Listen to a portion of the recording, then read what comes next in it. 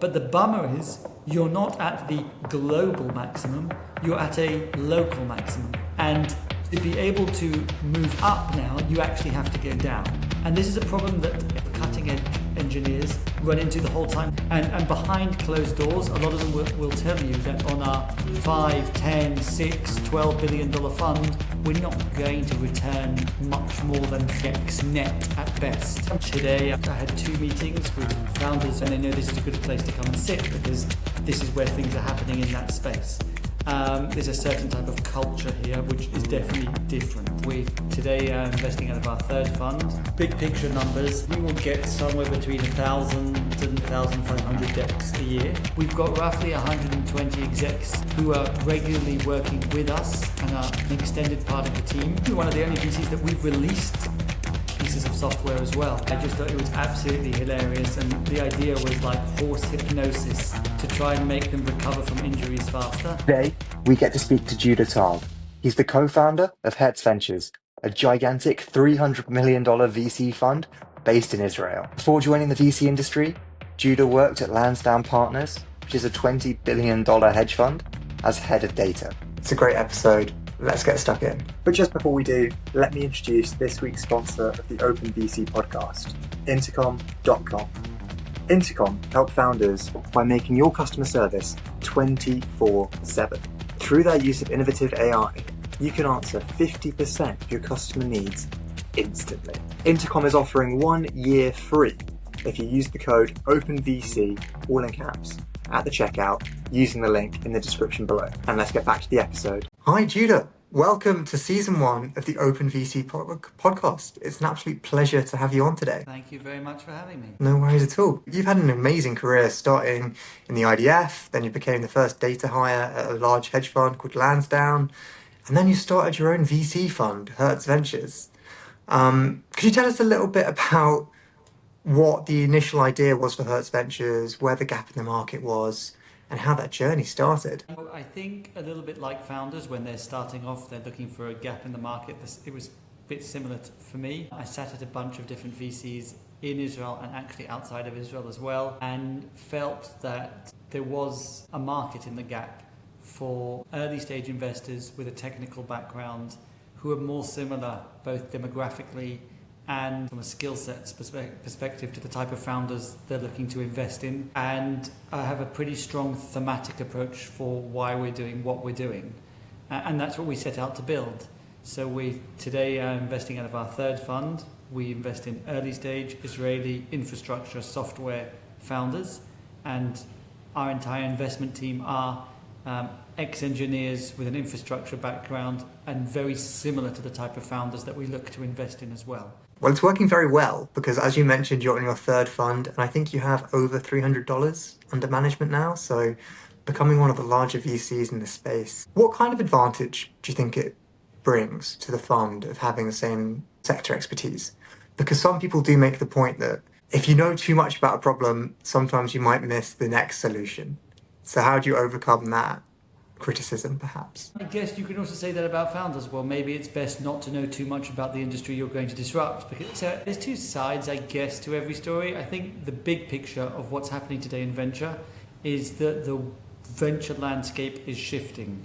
And this was something that you could already see the beginning of a couple of years ago. And what we're seeing today, it's now basically in full swing, is 2 big trends. The first is the big VCs are getting bigger, and the way to measure that, I think, is not how necessarily big their funds are, but how much they're deploying every year. So a fund that is, $10 billion that is raised every 5 years, in my mind, is having a smaller impact on the ecosystem than a fund that's $5 billion but raised every 12 months.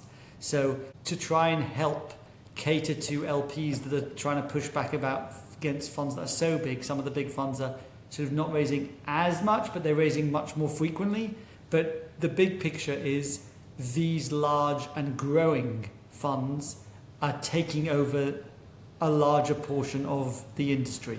And it's heavily skewing a lot of the market in a lot of ways. Without naming names, but it doesn't matter to them so much. Valuations they get in, they're happy to write off tons of early stage companies that they may have invested in. And the main thing for them is to make sure that when a company does become a unicorn, a decacorn, that they were able to, throughout that process, deploy as much capital as possible into them. And behind closed doors, a lot of them will tell you that on our 5, 10, 6, $12 billion fund, we're not going to return much more than 3x net at best. Even to the LP base that they're catering to, they're not pitching more than that. They're pitching, we'll give you a piece of this market, we'll give you access, you can write $100 million into our fund, etc. But that is distorting a huge portion of the market. And then you've got to ask yourself sort of, okay, so what does the rest of the market look like? And I think the rest of the market is either going to get hurt badly because these players are just big and can take a big portion of it, or you'll have the very focused funds, the ones like in any complex market, are carving out a small portion of the market where they are super focused and they put all their resources into it and they have like playbooks ready, cater it to this heavily. And I think those are the funds that will return infinitely better returns. They'll have a much higher hit rate with their founders.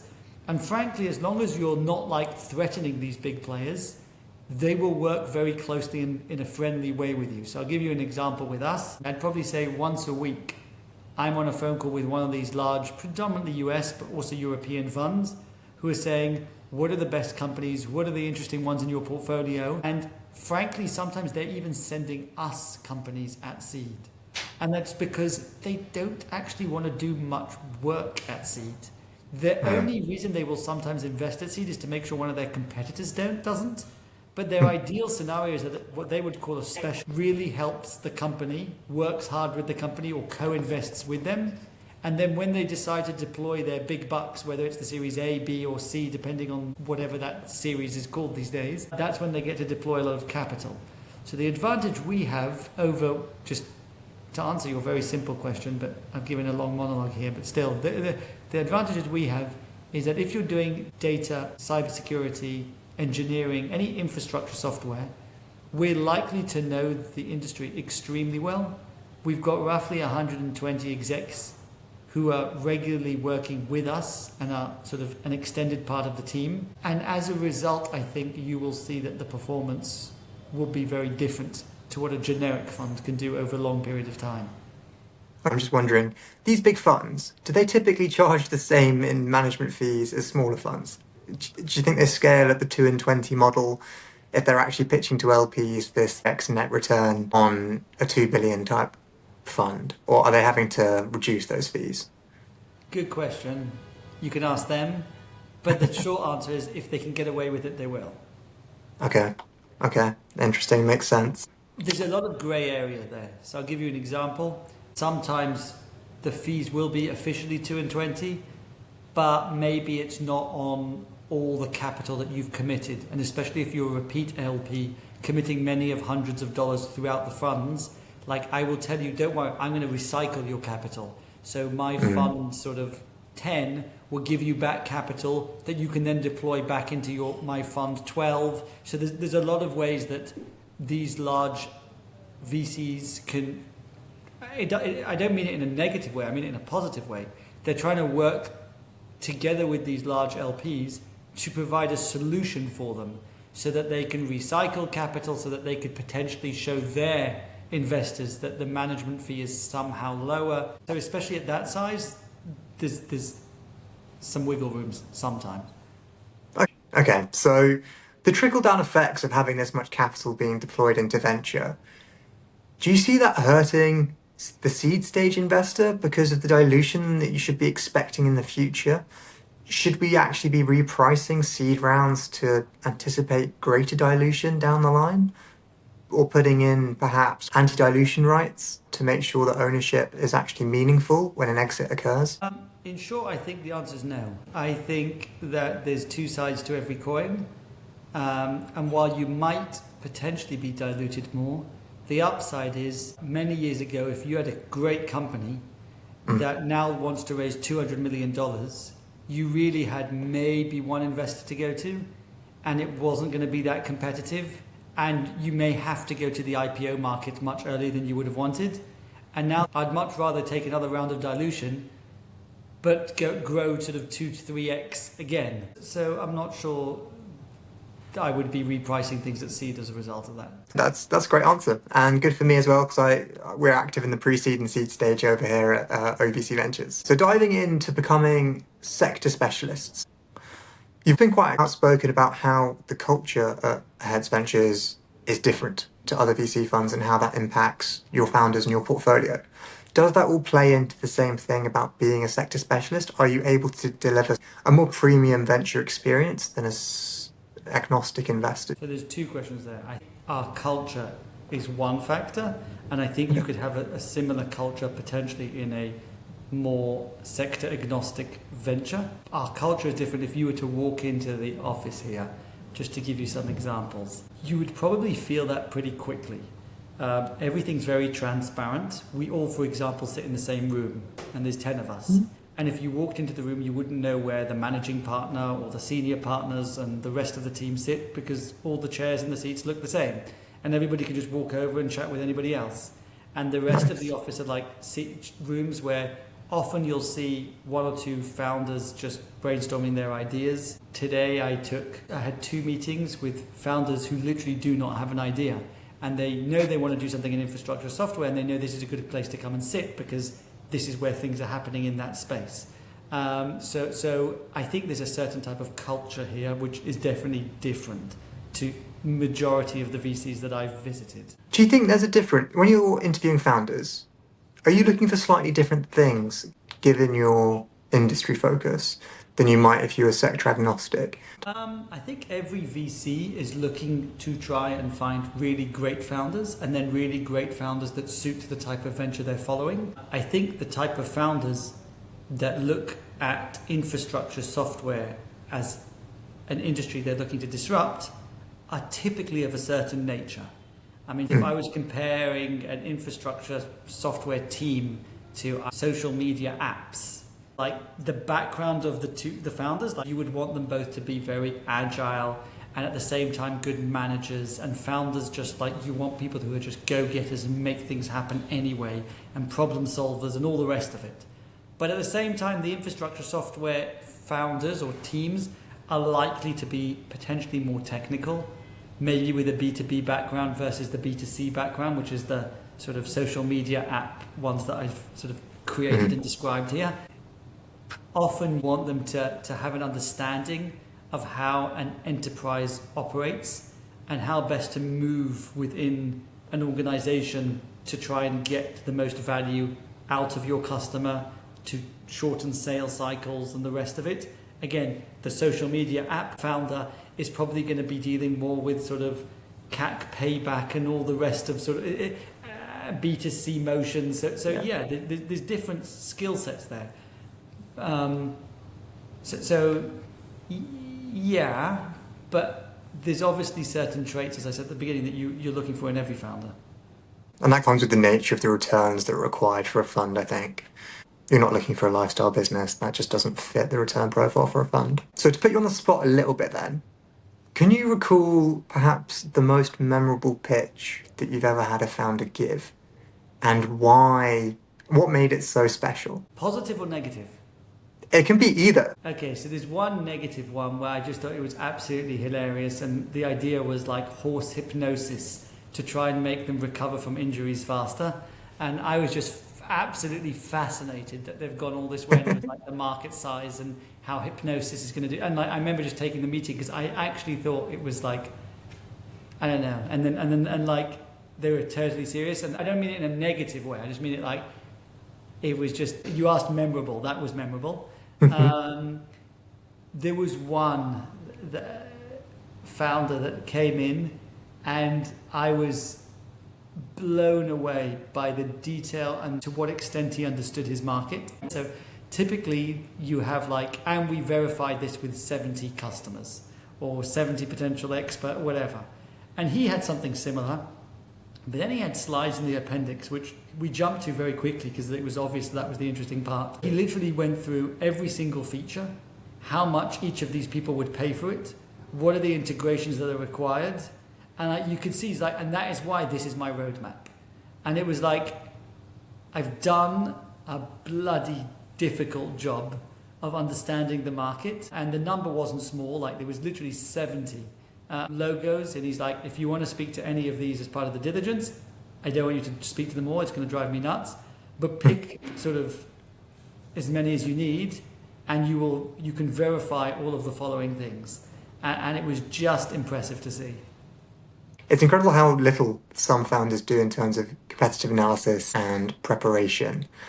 I think it's a hard lesson to learn once you've already started your fundraise journey, but it's definitely something to bear in mind if you haven't begun, because not being prepared enough is definitely a red flag that's easy to uncover for any sophisticated investor. Yeah, the one thing that always surprises me is with certain founders, you feel that if you say you want to invest in them, from their perspective, they've succeeded. The goal of the company is to raise the money. And if they were able to raise the money from you, they've done an excellent job. And often I think to myself, like, our job is to build a portfolio, and hopefully our portfolio is good enough that whether any specific company will or won't succeed, we should still hopefully do well for our LPs. For the founder, it's the other way around. Like, they have put all their eggs into this basket. If the company succeeds, they do obviously much better than we do, right? They've got much more upside than we do. But it's all in that one basket. The person who's taking more risk when we're about to set off on this venture together, okay, we as the investors and you as the founders, is clearly you. So if you could take a little bit longer to de-risk something, to pick up another rock and check what it looks like underneath, it's clearly in your benefit, much more than in our benefit. So like, sometimes to your point, I'm sometimes surprised at the level of diligence they do for themselves, regardless as for what a VC may or may not ask. Could you tell us a little bit about the most recent publicly disclosed investment that you guys made and why you were so excited for that deal? There's one that just, I think, came out of stealth just last week when they raised their Series A, but we funded them maybe a year ago. We did their seed, and this is a partner of mine, so Pavel that did that. And the background there was, we obviously, like everybody else on the planet, have been looking at AI and generative AI and what it's doing. We became quite skeptical and quite early on in investing directly in AI and AI applications, and we're mainly looking at second derivatives of AI. So we invested in one company that helps corporations by cleaning their data so that an AI model, whichever you use, can then sort of, and so that's doing quite well, and that's a newer investment actually. And then this one was sort of security for AI. So the name of the company is Prompt Security. And what got us excited was two things, three I should say. The first and most obvious one was the founders, that from the first moment they came in, and I remember meeting them, we spoke about it afterwards and we said, this is the type of team we want to back. And then there was a process of what is the right go-to market in a vertical that we were increasingly convinced was going to happen. So we must have spoken to, and I say we as the team, but this was actually predominantly Pavel and maybe another member of the team, spoke to maybe 20 chief security officers from a whole array of companies. And I remember him also coming back from RSA after doing some work there, and he said, look, this is what the vertical is likely to look like. And we will see lots of startups in this domain, but the thesis we had was that the product that will suit the vertical is of a certain type. So we think there'll be lots of cybersecurity companies for AI. What we liked a lot outside of the founders was that we thought that their take on the market was the right one. And that got us very excited. We thought it could be a much more capital efficient play. We thought that a much quicker to build product could already be sold, and that was why we got excited. It's still early days, but it's nice to see that they raised a nice Series A and they had a number of competing term sheets a year. Thank you for sharing that. Actually, it must be a nice paper gain so far. And if we pivot into that side of things, given that you're on your third fund, I know you've had some exits, but what have been the biggest exits in the portfolio so far, or perhaps biggest private market companies that you're currently invested in? So Fund 1 is still fairly young, 2018. So the biggest exit from Fund 1 was a company called Granulate that we backed at seed, and they were sold to Intel for 650, and that returned the vast majority of Fund 1. And then we have sold a few other companies from Fund 1, but that was the biggest. And then on paper in Fund 1, the company that is today sort of grown the most is a company called Trigo. They've raised to date 200 million, and they're competing with Amazon doing the Amazon Go sort of checkout store, which is mainly a machine vision product. When you do have this exit in Fund 1, I'm just curiosity here, what's your obligation to actually return that capital back to your LPs? Is that stipulated at the beginning when they actually hand you over the money, or does it very much depend on how much time you have left to recycle that capital? No, you don't have to return it. You can recycle, and typically you put in your LPA to what point are you allowed to recycle capital. So yeah, in most docs, I think it's 110% of the total size of the fund, and the idea there is if you do enough recycling like that, it's in theory lowering the blended cost of management fee because you're deploying more dollars and you're not really charging management fee on the capital that you're recycling. So yeah, recycling is generally a good thing to do if you manage it properly. Because you're a sector specialist in B2B infrastructure software plays, what have been some of the smartest techniques that you've seen founders use to reduce their sales lead times? Yeah, it's a good question. There's two strategies that I've seen work well. The first is we have a number of companies that what they've been able to do is take their product, slice it, and sort of sell a very easy to deploy feature as something that is quick and easy to sort of get into customers' hands. Ideally get through the sales process, but on something that maybe a team lead can already approve because the budget is not so big, or because you can just download that from the AWS marketplace or something along those lines. And then very often what you're able to then do is upsell that down the line. The second strategy is sometimes you're able to provide a level of predictability into when the sale will happen because of other parts of the process. So if it's a very big sale, sometimes there'll be pilot or there'll be something that the enterprise starts showing that they're putting the effort into it to make it happen now, etc. The commonality between those two solutions that I've suggested is ultimately what we care about. It's not revenue. I know it might sound crazy, but it's not care about revenue. It's knowing what the revenue in the future will be. So I'll give you two examples. Like if one company is making $3 million this year and next year will make sort of $6 million, it's not as good as a company making $1 million this year and doing $9 million next year. Obviously that's much better, right? So what I care more about this year is not the 1 or the 3, but it's knowing as well as I can what does next year look like.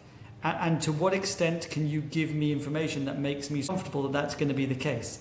If you can give me a guarantee that even though 1 now is not as high as 3, next year will be 9, I'm thrilled. So we've had companies that have been able to provide a level of confidence by consistently showing that this is right, that like the beachhead of the product in X% of the cases leads to the acquisition of the rest of it, or the first product leads to the upsell within this type of time frame. Or once somebody downloads this from the AWS or puts their engineering team, which is a huge cost for them, on deploying and adopting this type of product, within 2 quarters the rest of it will come. Usually it's providing a predictability into the future, and sometimes making the product lighter. That's super tangible insights and advice that founders can use today to help reduce those sales lead times. Do you have any advice when it comes to actually negotiating with these big companies? Because typically a startup, you're very low resourced, you don't have a legal team, you don't have a finance team, and you might be going up against an industry expert on behalf of a large corporation that is very risk averse and it's their neck on the line if something goes wrong with the contract. Is it a situation where you just simply have to accept terms and say yes to everything to keep things moving along? Do you have any guidance on how to handle those negotiations when you might feel like you have very little leverage? So I don't really agree with that. I think if your product is good, you should have a lot of leverage. If your product is not very good, or it's very similar to everything else in the market, your leverage is going to be very poor. So I think the starting point is have a really good product. And before you know it, you'll have a lot of leverage. Putting that aside, I would say I care so much more about long term than short term. So for example, if you're negotiating and you write in the contract, for year one, I will give you a 50% discount that disappears in year two, fine. Because the 50k that you've given a discount is not going to break your back. At least I hope it won't this year. But what you're showing me that the customer understands, and ideally when it comes to renewing next year, they do renew, that it's a product that is providing the value of $100,000. That makes a lot of sense. Thank you. And you're very good at giving out advice and feedback, and you've actually become an author with a phenomenal book, which is How to Move Up When the Only Way is Down. So could you tell us a little bit about the inspiration behind this book and who you'd like to read it? Yeah, well, thank you for that. The inspiration for the book was off the back of speaking to many founders, and a lot of them discussing some of the points that you've asked. So I think the challenge of a local maximum is something that is very close to home for a lot of engineers, but it's probably even closer to home for founders who may have never heard of the concept local maximum. So just in a nutshell, what the concept means, and engineers run into this the whole time, is imagine you are dropped off in a desert and your goal is to get to the highest point possible. And so you look around, I don't know, the Sahara Desert, and you're trying to look for a tall mountain to climb. And after a while, you see a really tall mountain. You start climbing up, and I'll cut the story to the end. You get to the top of the mountain, and you see that there's a taller mountain behind it or somewhere else. So you're at a peak, you're at a maximum. Any step you take from the peak you're on right now will have to be down. Left, right, forwards, back, you're at the peak. You're going to have to go down. But the bummer is you're not at the global maximum, you're at a local maximum. And to be able to move up now, you actually have to go down. And this is a problem that engineers, especially sort of cutting edge engineers, run into the whole time when they're programming software algorithms, because they're trying to train the software algorithms to find global maximum solutions, or minima in the sort of world of software. But that's what they're trying to do. They're trying to teach the software to look for the best possible outcome, not just one outcome that is good compared to the ones around it. And this is things that sort of Google runs into with Google Search, Amazon when they're doing Amazon Prime, Nvidia, Netflix, Walmart, they all are dealing with local maximums. And when I speak to entrepreneurs, very often, the challenge they have with their own businesses is, how do I navigate my startup towards ideally a global maximum and away from local maximums that I'll hit along the way? If I start prioritizing revenue too early, will that lead me to a local maximum? If I go towards sort of a golden handcuff situation, does that lead me to a local maximum? And when I speak to our entrepreneurs and other entrepreneurs that we just try and give advice to, very frequently the conversation, either with the actual words local maximum or not, is at the heart of the discussion. It's how do we plan our steps to avoid plateauing at some point or reaching a glass ceiling that actually we'll find out later in the game that the only way to get to a better scenario would be tracking back or going through some painful process of down to go back up. So the core of the book is really taking solutions that engineers use. It's not an engineering book. You don't need any engineering background, but through stories showing how one could potentially use this with their own day-to-day lives or their startups, etc. So am I right in thinking that you actually hit a bit of a local maxima when you were writing the book? Because it didn't originally start as a non-software engineering type book, but then as you were involved with Harvard Business School, some people helped you rewrite this into a bit more of a stories and case study and a bit more of an accessible...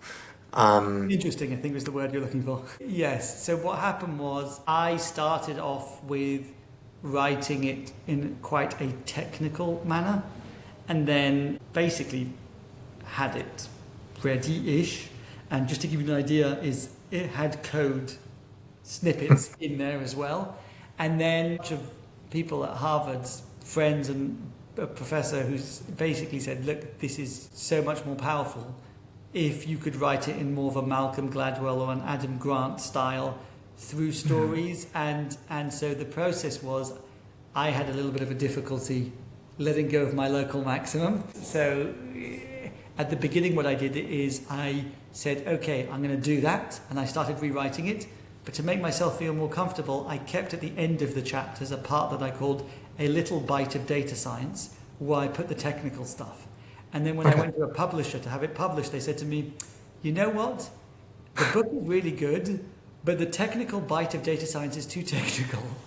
And so even that bit got changed, and there's still at the end of every chapter 2 pages of a bite of technicals, sort of, it's called a bite of data science, but even that is not technical, and it is basically a short story from Google, Amazon, NVIDIA, and the like.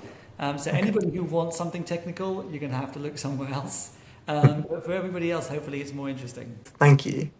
Okay, so thinking about Hetz and your portfolio, is there a memorable time where you've seen a founder get to that local maxima and then had to climb down off that peak to find a global one? Yes, and actually many times. And some of them I've mentioned in the book, and some of them obviously it's their story, not mine.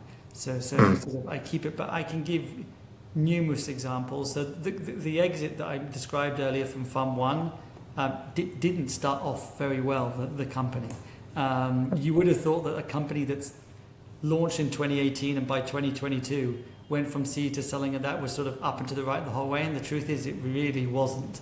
And a year and a half, maybe even 2 years into the venture, into the startup, there were real issues and really tough conversations with the CEO, who I became really friendly with throughout the process. But it was hard conversations, and none of the customers really wanted the product, to be completely honest.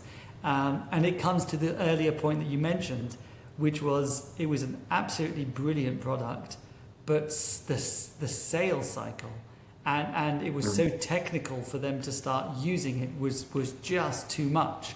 And so they actually had to sort of go down from where they were and give up on a lot of the potential upside of the technical product, dumb it down a bit, make it more digestible, and then start selling that. And when they started selling that, it caught fire. And everybody wanted it. And then later, eventually, they started saying, by the way, we have these other clever ideas that we could add on to it. And some of them were like, yeah, great, we'll have that as well. And some of them were like, no, we like this enough. But at that point, it didn't matter. Once you're flying, you're in a different space. The revenues for that company was very, very little for the majority of the lifetime of it. And when it hit hard. So very much reigning true on you not necessarily focusing on the revenue that's currently being generated, but the potential to generate revenue. So they'd built a product that could generate a lot of potential revenue. It was just a bit too advanced for the customers. So they dumbed it down, lowered their sales cycle, got inside these big organizations, and then once they had enough traction and trust, started upselling to the ones that wanted it. Fantastic. Exactly. Perfect. And it applies to things outside of founders, right? So you're a big volunteer for the Ethiopian community in Israel and helping them get jobs in tech. Could you tell us a little bit about why you think that's important and how you actually help? So I try and help, but this is specifically an NGO, and they do a phenomenal job. And I say they do a phenomenal job. I'm a avid supporter, but I'm not in the trenches as much as they are. So I like this particular sort of foundation, this particular sort of NGO for a few reasons. The first is because I just think tech is amazing, because if you do it right, if you give people the right education and you can get them a job in tech, in some cases you really change their lives. And I'll give the example from this particular NGO. So they focus on Ethiopians in Israel, and they take Ethiopians that typically, and some of them work in places like gas stations, etc. And most of them have absolutely no background in computing or maths or anything like that. Some of them can't speak English nearly at all. And remember, coding is in English. And within 10 months, they take them out of the world they were living in before and train them to be very sort of primitive, but software engineers.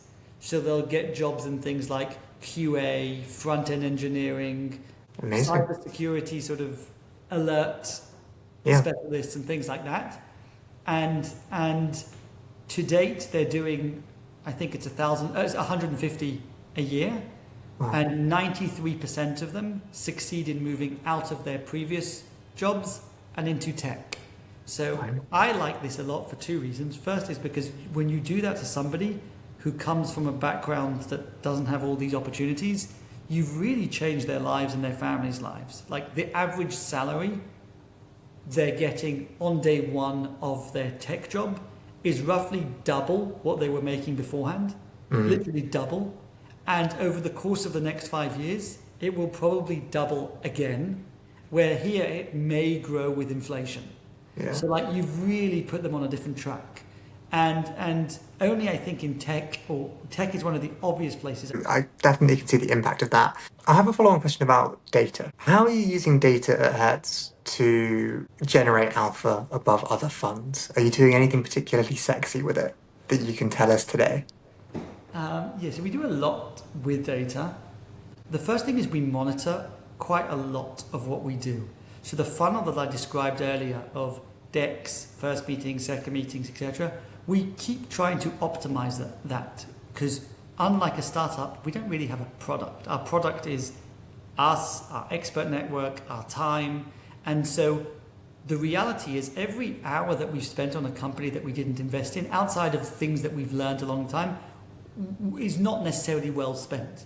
Yeah. So we have these data quadrants where we track this and we try and see what could we have done to have potentially ruled this out or told the founders as well. We also don't want to waste their time. Okay. Earlier on, it's not relevant. And as a result, we've gotten better at managing the funnel, and it's something we track. We obviously track companies we've passed on and how they've done and all the rest of it.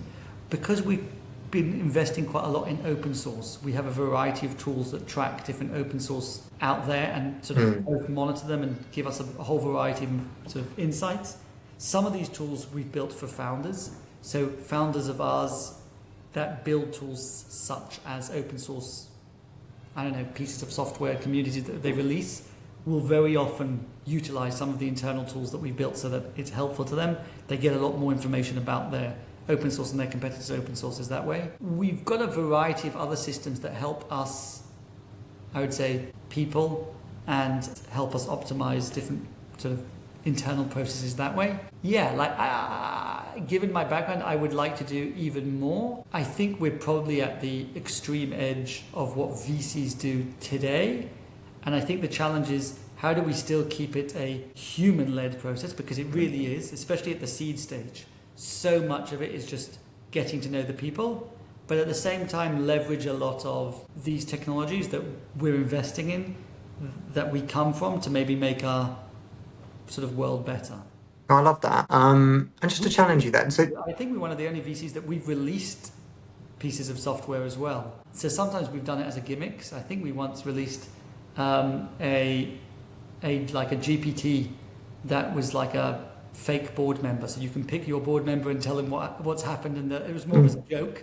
But other ones we've released were things like how to track stars on GitHub better. There was a variety of these that we released in the past, and we'll probably do some more of them later this year. So some funds like to only invest in founders or non-solo founders. They have to have 2 co-founders or 3. And they see that as a very important data point in terms of the skill set and if people are complementary and how that de-risks investing in a team. So as a fund that collects so much data before you make an investment decision, are you willing to break some of these rules? Or does everything have to be in the green for you to actually commit capital? So I think there's 2 different things. I think we are a fund that utilizes data, or in general collects a lot of data. I think that's very different to having hard rules. You could be a fund that has very little data sets or uses very little data points but has extremely harsh rules. Yeah. And you could have the other way around. So I think we're on the extreme end of both opposite ones. So we try and utilize both data and in general collect as much information as possible in a very short time, ideally automating processes and things like that along the way. And at the same time, I don't think we have too many actual rules for the decision we must make given the data we've collected. I think this has been a really, really amazing episode. Thank you for your time, Judah. I really appreciate it. For the founders out there that need to read your book, where can they find it? For the founders that want to get investment from Hetz, where should they go? How should they connect with you?